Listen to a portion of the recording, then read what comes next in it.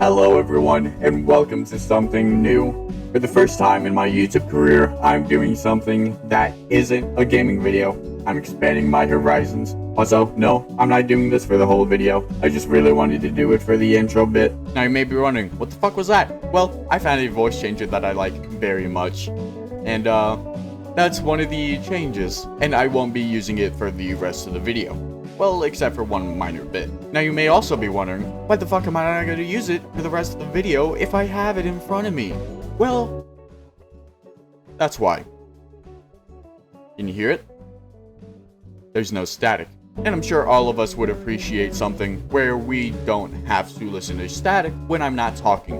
Especially in a video that doesn't include background noise other than maybe some music that I'll add in post. Now you may be wondering, what the fuck is this? Well, I welcome you to Fic Friday. Yep, we're gonna be reading fanfics every Friday, and oh, this is gonna be glorious because of the fact that it's just, I originally wanted to do different fanfics, but the thing is though, I couldn't find anyone that were good, and then I had the thought, why look for something good when we can look for something absolutely fucking terrible? And well, here we are. So the original fanfics that I was looking for were presidential ones. The whole reason that I wanted to do this is because of like 2 lines. I don't know if it was an actual fanfic or if it was just something someone created as a joke, but it was literally just 2 sentences and that's it. And it went like, Obama ran his hand down Bill's chest. How about some economic expansion, big boy? That was it. It was just those 2 sentences, and that immediately made me interested. But I couldn't find any good presidential ones, so I went to, different sources. And you may be wondering, what sources did I go to? Well, how about some Pokemon, Mario, and The Legend of Zelda? If you like any of those, I'm about to ruin your childhood. I'm sorry. But not sorry, because this is probably going to be really fucking funny. So yes, in front of me, I have 3 different fanfics, all horrible. So the idea is I'm going to read the first chapter of all 3, and if you guys want me to continue them, then I will. There will be a poll in the top right for your decision. Oh, I so hope this is as glorious as I want it to be. Pokemon, Attack of Mewtwo by Dark Gleamer. Now they actually have a warning here saying, this is a dark fic, it has many dark themes, and death and violence, and do not read unless you want to. We're already starting off with the banger. Wake up, Sarah, said Sarah's mom. Sarah was a Pokemon trainer who was 13 years old, with black hair and a nice smile and really pretty. Okay, Mom, said Sarah, and she remembered that she was old enough for Pokemon Journey because Pokemon changed age that trainers could leave home, and Sarah went to see Professor Oak. We're already starting off with something so fucking great. Oh, I love this. I so fucking love this. Wait, hold on. I just realized it spells Sarah 2 different times. Literally right next to each other. Oh, this is fucking glorious. I love this already. Hi, Oak, said Sarah, and Oak told Sarah that he had only 1 Pokemon left. It is Eevee, said Oak, and Sarah said it was her favorite, and Oak gave her Pokeball, and Sarah let Pokemon out.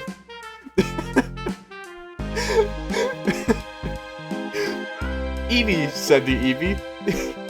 It's so kawaii, said Sarah. It is Japanese for cute, okay?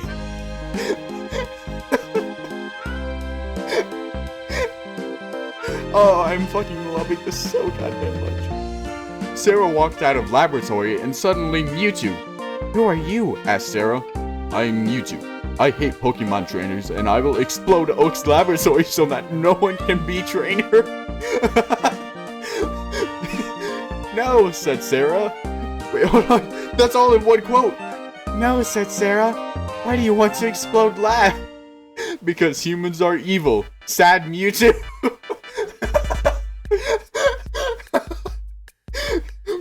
No, Mewtwo, you are evil, said Sarah, and then Mewtwo blew up lab anyway. No, said Sarah, and saw Oak was dead and was Gary. What?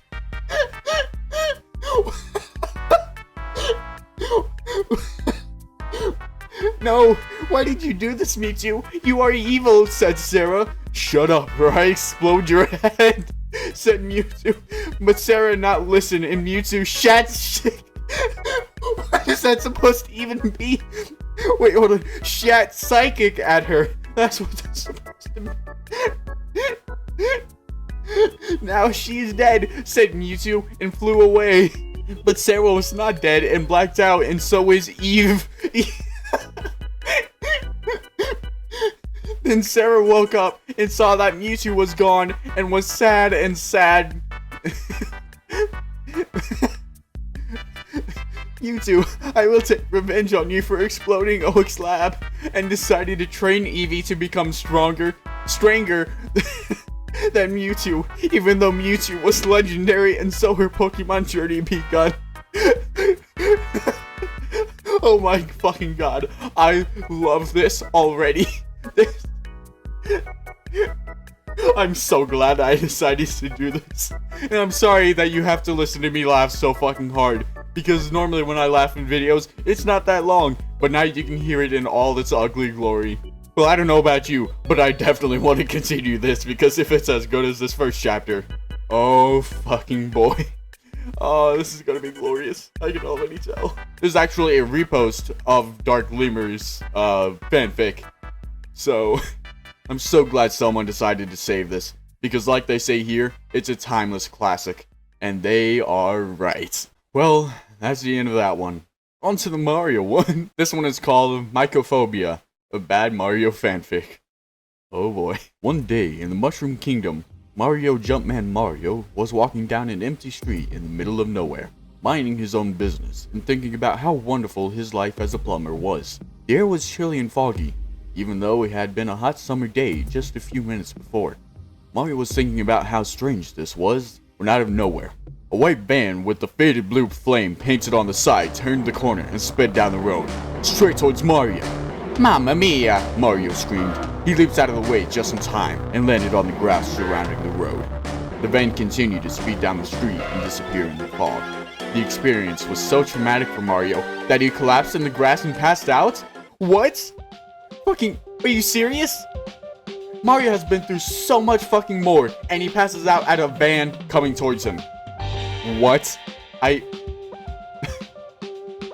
Okay, yeah, sure. When Mario awoke, an elderly toad was standing over him. "Hey!" the toad screamed. "How many times am I gonna have to tell you to get off of my lawn? There are kids around!" Mario, confused, immediately stood up and noticed that the day was, again, hot and bright. He walked away from the screaming toad, thinking about how strange it was that he passed out in the middle of the day. He woke up in some guy's lawn. "You're not even gonna say anything?" the toad yelled after him. "Damn millennials!" Oh boy. Mario walked to Peach's castle in a daze, determined to get answers. "Peach!" he yelled, running past the cast of guards, who were both asleep, and bursting through the door. He was not surprised to see her lying face up on the floor of the foyer? Isn't it foyer? Unless that's how you spell it, which I doubt it is, but okay. Foyer of her castle, staring at the ceiling. Ruling a kingdom is stressful work. "I almost got ran over by a white van. Then I passed out in some guy's lawn. I'm so confused. I need answers." The primary monarch of the Mushroom Kingdom slowly turned her head towards Mario. "Why don't you just call Luigi or something?" she asked in a monotone. "Oh, well, you see, I didn't actually pay my cell phone bill this month, cause I couldn't afford it, and I didn't really want Luigi to know and feel bad for moving out. You know, since he's living alone now, and I don't have help to pay the rent." Suddenly, Peach sat bolt upright. "What?" "Wait, what did you say happened to you?" "Okay, so I was walking around, enjoying my life, when suddenly I guess I turned down the streets I didn't know, and everything got cold, and I was surrounded by a fog. Then a white van with a blue flame decal sped towards me, and I thought, hey, that's a pretty nice blue flame decal. Then I remembered that I was about to be killed, so I heroically jumped out of the way, and the van sped past me into the fog. Then I can't remember anything after that, except me waking up in some older dude's lawn. Crazy, right? That's a weird Italian accent. But, okay. Peach got up and speed walked over to the lone pink flip phone on the coffee table behind her. Strange, she said to herself. What's Mario walked after her. What's going on? Did something happen? Oh my god, is that the flip phone? Do you seriously have a flip phone? This is a 2016, princess. I guess this is set in 2016. Okay. Peach stayed determined. Government budget cuts. Government budget cuts? Okay. Anyways, if the spooky legends I read on the internet are true, he just ran into the Danger Dan ghost van. Danger Dan ghost van? The wish the what? Mario didn't know what the Danger Dan ghost van was. All he knew was that he wanted one. You see, Mario, Peach turned to Mario, long ago, in the 1990s, there was a Goomba named Danger Dan. No, seriously, that was his real name. First name Danger, last name Dan. Anyways, he was pretty popular and had a reputation for being reckless. But he had a good heart. He drove around in a white van with a blue flame decal that he inherited from his grandma and did stunts to impress kids. He was a pretty nice guy. One day, he was driving down a Mushroom Kingdom road on a summer morning. Then, a tremendous gust of wind blew through the trees, and a bunch of pine cones fell from them. Thing is, Danger Dan was deathly afraid of pine cones. What? Who the fuck is afraid of pine cones? Okay. He thought that they possessed dead souls or something. Not important. So he sped up to get away from them, and in a panic, he lost control of his car and wrecked at the end of the street after hitting another tree. So many pine cones fell out of the tree that the rescuers were unable to unearth his body? I'm sorry, but how many fucking pine cones were in that tree? What the fuck? Do you know how many fucking pine cones there has to be to cover up a van? And let alone to the point where they can't get in? He remained under the tree until eventually he became one with the pine cones. And it's rumored that if you find yourself on a cold, foggy street in the Mushroom Kingdom on a summer morning, and a van comes speeding out of the mist, and you wake up in some old guy's lawn, it's a sign of horrible things to come to the kingdom. Naturally, I totally don't believe the story.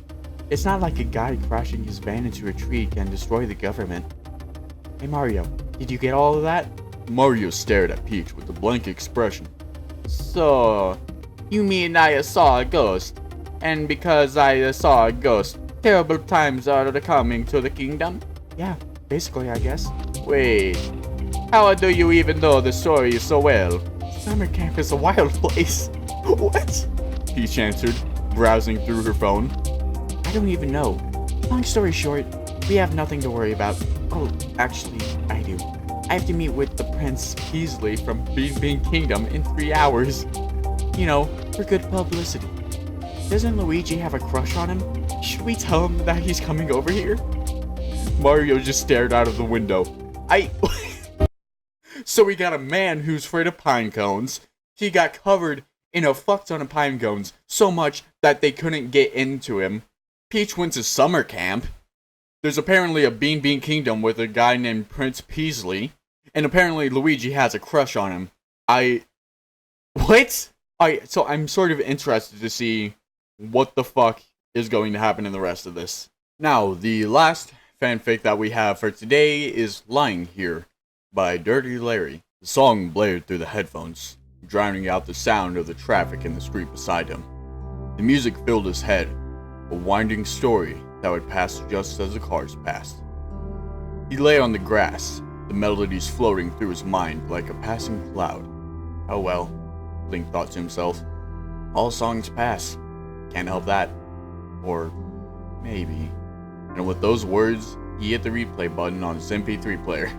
The song was the recent favorite of his that had been imported from a very far away country titled Chasing Cars by a band called Snow Patrol. Link had managed to download a copy after having been taunted by the radio about the fact that he did not have an MP3 of the song. What fucking radio taunts you about not— what? Oh boy, okay. Knowing that his bus would arrive soon, he stood up and crossed the bus stop. He had his lecture on the kinetic theory and its applications, as well as a whole bunch of other material that he hadn't absorbed after a night's reading. Sighing, he boarded a bus, waiting for the day to glide past. as most days usually did. The lyrics blared through the headphones, and Link pressed his face to the window, closing his eyes and enjoying himself as he immersed his ears in a sea of harmony. Now hold on, is he actually just literally pushing his face against the window or lying his head against the window? Because there's a fine line. There's a difference between the two, and well, I want to know which one it is. Link looked around to find a young woman tapping him on the shoulder, then pointed to the empty seat beside him.